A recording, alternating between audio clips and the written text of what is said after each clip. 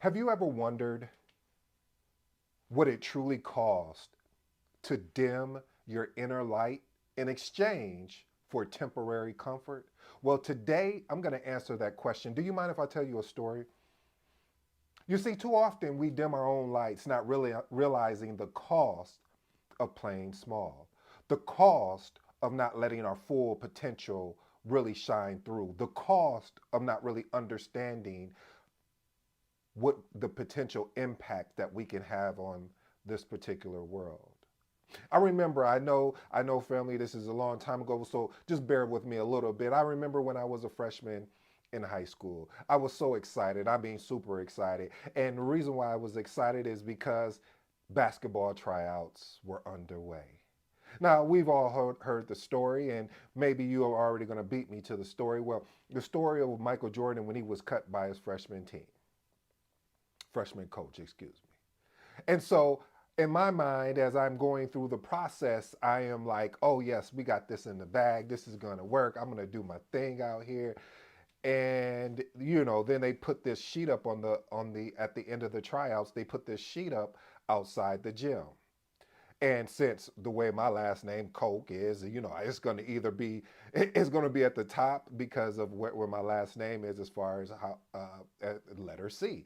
And so I'm like, all right. So I start at the top, go through. I was like, wait a minute, I don't see my name. So I go to the bottom real quick. I don't even look in the middle because I'm like, it won't even matter. So I look in the bottom, didn't see my name. At that point, I had to make a really tough decision.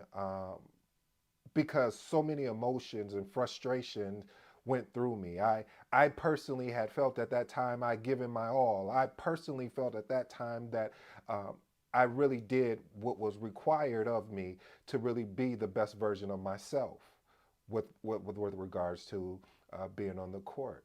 But unfortunately, the coach didn't see that, and it was a gift and a curse at the same time. The gift was that it allowed me the opportunity to see there's more work to do.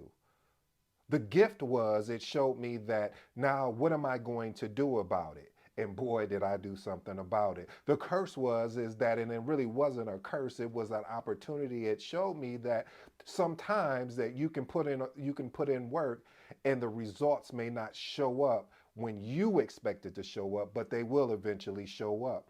Here's another interesting story, and I've been talking about this for a while, family, about the PMP. And one thing about the PMP, which you don't know, and maybe you do know if you've been watching the channel, is that it took me 4 times to pass the PMP. Why did it take me 4 times to pass the PMP? It wasn't that I didn't know the information. It wasn't that I wasn't prepared. It was the fact that I kept getting confused on my work experience and what the PMP exam was really asking of me. And I was being super critical and super logical about answering the questions until I got the coaching, I got the help that required me in order to for me to move past it. And then I started going down that trail of asking myself and start telling myself these stories. Well, maybe I don't know project management well enough. But I knew that wasn't true because I was helping other people pass the PMP. So I was like, what am I doing wrong here? Well, I should have said, well, what was I doing right that helped them to pass the exam and it wasn't helping me to pass the exam? I mean, I was studying day in and day out. I didn't watch TV. I didn't do any of those, what they say are distractions. Anytime that I was doing something, it consisted of having the PMP audio in my ear and on a PMP app taking PMP exam questions. Even when I may have been out, I was part of a bowling league, I would be on my phone taking PMP exam questions. I would be reading through material. I was giving everything that I thought that I had, but there was still more left, as they would say, in the tank. You see, today's episode is entitled Embracing Your Light, the Cost of Diminishing Yourself for Comfort. I'm going to say that last part. The cost of diminishing yourself for comfort. Listen, family, I have an 8-point framework, and these 8 points, I hope that there's one point here that'll arrest your attention, that it will make you go and think about how you look at your life and what are the things that you can do, what you have allowed to happen to you as far as the stories you've told yourself that it wouldn't be possible, the stories that you've limited yourself, that's saying that, hey, that dream is definitely out of scope and out of, it will never happen for me. So today we're going to address this. So you ready to get to work? Let's work. Point number one, embrace the power of change. Like I said, family, you know, that whole cliche, they keep saying, oh, it's never too late. And at first I was like, yeah, it is too late. But then I started doing my homework and started getting involved in personal development, started getting involved in the things that I've always wanted to do. One of those things is what you see me doing here now. You see, I've always wanted to do this. What is this, ED? This is being public speaking. This is being in front of a camera and thinking of like, man, what are people going to say about me? What are they going to think about me? And I started creating all of these different stories, and maybe some of them may be true of what people are going to say and think about me. But at the end of the day, one of my dreams, one of my visions was to get in front of this camera, to deliver content around project management, deliver content around personal development. See, I kept starting and stopping. And I know it's someone out there that started and stopped and then picked it back up and then dropped it again. And it's because of the stories that we tell ourselves, or we allow the stories of other people of what they say and think about us, and they're not the ones that's doing the work. I might have said something there. See, it's never too late to change, because you have an opportunity to get up and make the decision, not the choice, the decision today to embrace the power of change. Hey, listen, family, I do truly appreciate you watching this episode. I hope that you hit this like and subscribe button for more insightful information around project management and personal development, because I'm not going to stop. I'm coming. I'm going to remain consistent. I got to keep going forward and keep moving forward, because for me to do this, and the feedback that I'm getting, the comments, the like, I really truly appreciate it. That to me means a lot. Anyway, let's get back to the program. Point number two, recognize the loss of self-identity. See, understand that consistently downplaying your abilities and desires truly, and I do mean truly, can lead to a loss of personal identity and self-awareness. You see, I heard you also, here's another cliche that I've always heard, and when I heard it, I was like, wow, that makes sense. Sometimes you can get lost in a relationship, and I'm not even talking about a personal. It can be a professional relationship where you're in a work environment where you're doing the work, but you're letting someone present the information, or allowing them to be the front person, and then you're like, because you told yourself a story, or someone told you that, hey, you wouldn't be well, you wouldn't do well up there speaking. You just don't have the singular. I don't even know what the word is. I wanted to say something real fancy, but it just didn't come out that way. But anyway, I digress. Point I'm trying to make, family, is that we start downplaying the person that is inside of us, and we start burying them, deeper and deeper, and eventually we lose our self-identity. And when we lose our self-identity of the person that God has created us to be, the person that we've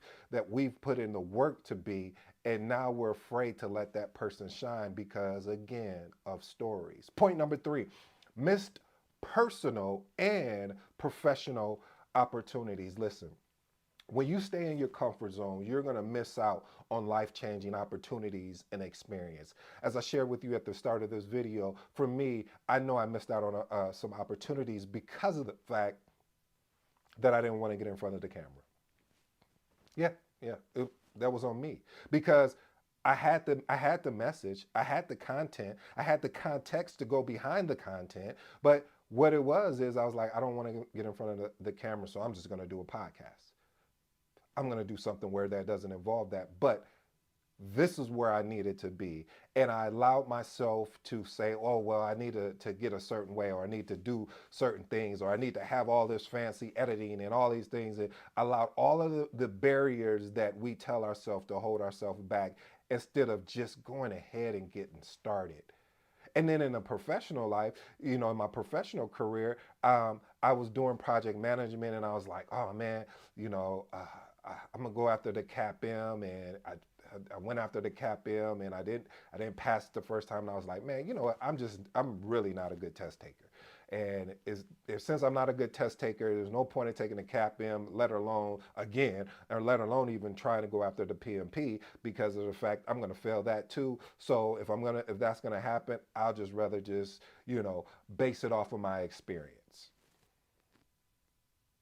But I was missing out on opportunities as I was seeing people who didn't have the experience that I did, that who didn't put in the necessary work as far as studying project management, and they were leapfrogging me. And I literally do mean leapfrogging me because they had the credentials, because they had the background as far as the education. They didn't have the experience, but the education and the certifications made up for some of their lack of experience.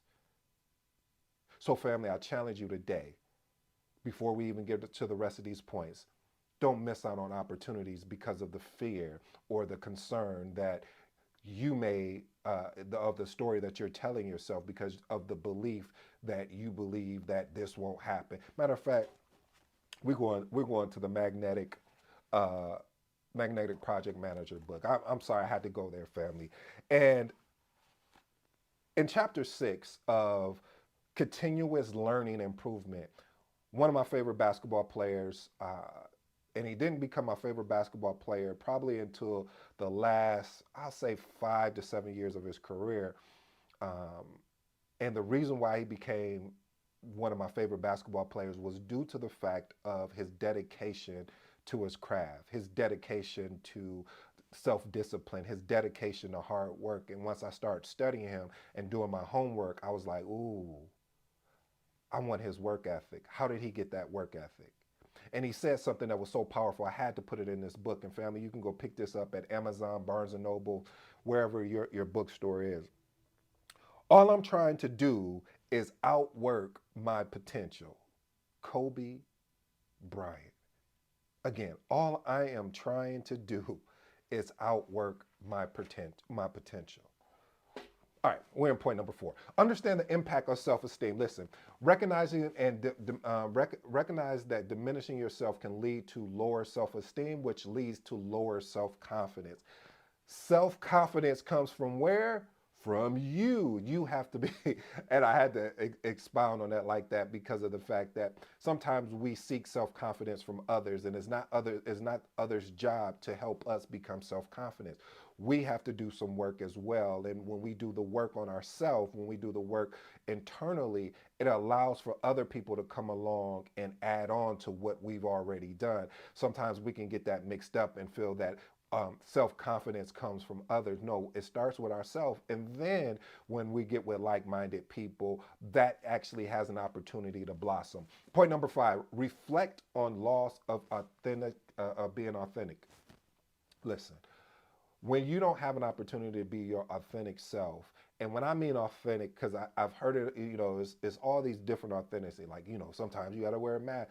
I'm not talking about where you're in a professional meeting and you can't go in there talking about yo son, son, I need. No, I'm not talking about that. That's not being authentic. When I'm referring to authentic, being authentic is meaning the authentic person you are supposed to be at that time and place. My mom would say something to me, son, when I was young. I mean, I hate to put this out there in the world, but it's the truth. I used to cut up in the stores, as they would say. I would, get in trouble a little here, here and there. And my mom would say, son, act like you belong. And I was like, what does that mean? She was saying that wherever you are, don't act out of character. Be yourself, but be yourself based on the environment that you're in. Don't try to be and don't go into an environment where if everyone is suited and booted, meaning a shirt and tie and a jacket, you come in and you thinking, well, I don't have to be that way. I'm not like them. And it's not about being like them. It's about you still can be your authentic self and wear what you need to wear in a sense. And I hope I'm helping somebody out here because I know a lot of times we'll get caught up in this. Well, I'm just gonna be me. I'm gonna go in there and be me, and that's fine. You can go and be you, but also there's a time and place to be which you call is you. And there's a time and place where you need to be professional. There's a time and place where you can be relaxed. And you have to understand those time and place, but it's your authentic self that allows you to be able to do that. That if you had to go into a place wearing a suit and a tie, that doesn't take away from you not being able to put on a Nike jogging suit and some J's. That doesn't take away from you being that. What it's saying is you've dressed for the occasion, and the occasion calls for this particular outfit. I hope I didn't drain that too much. Let's move on to point six.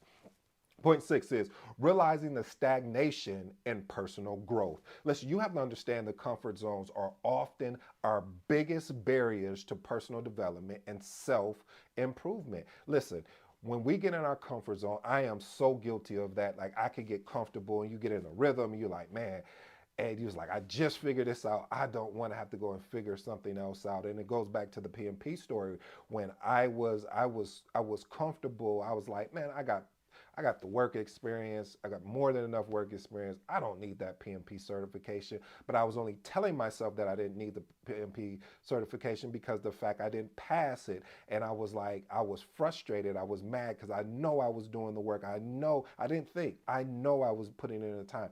But it was still more work to do. And if I continue to lean on, well, it's not going to happen for me. Look, I took it and I had to sit out a year because I didn't pass it, or I took the exam and it didn't go the way I was supposed to go. And so I got comfortable just saying, hey, I got the experience and I'm going to leave it alone. But what woke me up, if you really want to know the truth, family, I got sick and tired of being sick and tired.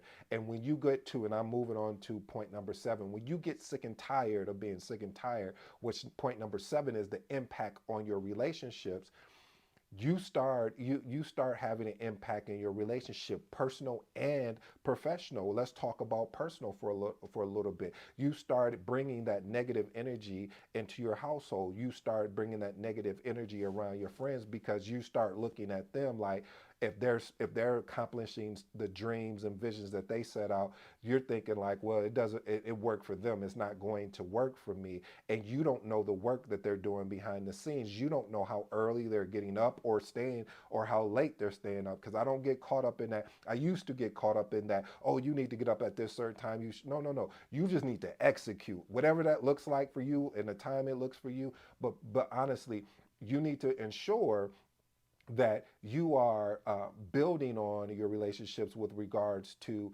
not bringing that negative aspect of being your own dream killer. Yes, you can be your own dream killer. And when you are your own dream killer, which leads me to point number 8, it has an impact on your emotional and on your mental. It's a cost that comes with that, because now you become conscious about not truly honoring yourself and trusting yourself and saying, hey, I'm going to do this anyway, regardless of what happened, because we can get caught up in the destination and forget about the journey. Back in the day, I used to love going on road trips. Don't love them as much as I do now, but I used to love going on road trips because and it was funny when Ice Cube came out with that movie, Are We There Yet? I was that kid. We would get on a road trip and I'd be like, are we there yet? Are we there yet? Even though I was having fun on the journey, I still enjoyed knowing that we're going to get to a certain destination. And I still think that little kid is inside of us at times, where we're so concerned, or are we there yet, that we forgot to enjoy the journey of taking that road trip with family or taking that road trip with friends. And that was the journey, the excitement, the memories that you're going to remember, and the scenery that you've seen along the way. So family, I'll wrap everything up and say this. If you've made a decision that you want to get out your own way, start today, not tomorrow. Don't start on New Year's. Don't start on Monday. Start today, and start small. And when you start small by starting with little things first, you can continue to grow. Yes, you're going to fall. Yep, you're going to fail. But the difference is those who decide to get back up after they fall, those who decide that they've had enough of staying on the ground. It's time to stand up and go after their dreams and visions. Until next time, I hope you enjoy. This has been your boy, ED.